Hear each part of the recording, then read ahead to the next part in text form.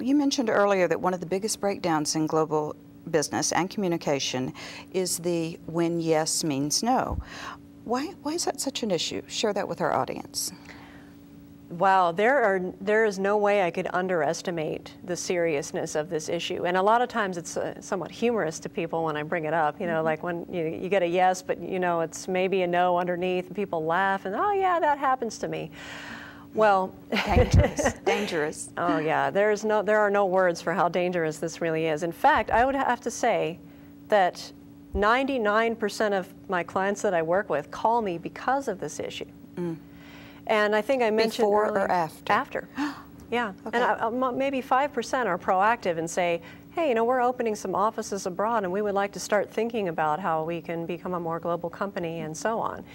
And so, but this when yes means no issue is very dangerous, and the reason is because when you have cultures in the room or in the situation that when they say yes, it means yes, and then you have some that when they say yes, it means no, and neither party is aware, then what happens to your project? What happens to your deadline? Mm-hmm. It becomes very serious. What happens to giving feedback if something is not right or you don't understand a set of instructions that someone's given you? There are actually quite a few studies out there that put hard numbers on this. Up to 30% revenue can be lost in the early stages of offshoring projects due to just this issue of when yes means no. So how do we address this? How do we take care of it? Well, that's quite a complex topic, and it's one that I spend a great deal of time with my clients covering.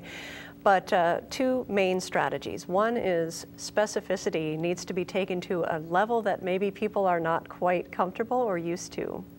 And what I mean is, if you give a set of instructions or you communicate something that you request from your partners abroad, it needs to be much more specific than you would communicate it to someone in perhaps your own culture or who's sitting right next to you. And that's really good practice for any business. Mm-hmm. But, and my rule of thumb is, if you are comfortable with how specific you're not being specific enough. So go back and read your emails before you hit send. Have you said anything that could be interpreted as ambiguous to someone on the other side of the world who's reading that and maybe doesn't know a slang word, or what does as soon as possible mean, or what is urgent? If you say this is urgent, can you do this as soon as possible? Well, that means something different in China than it does here.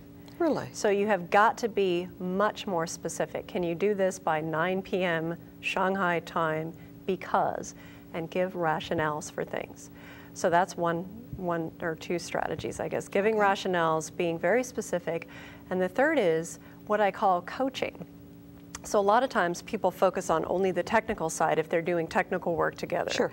And they'll say, here are the instructions and here's how we do this engineering process, but they don't have a specified communication protocol. And they actually need that more than they need some of the technical instructions. So every team that works together in multiple cultures should have a communication protocol. They should agree in advance how they're going to resolve problems. Is it going to be by email, by phone? They should be telling each other what kind of communication they expect from one another.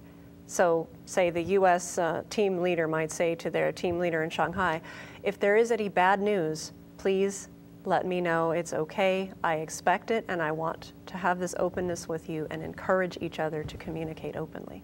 If you don't do that, you're taking a big risk.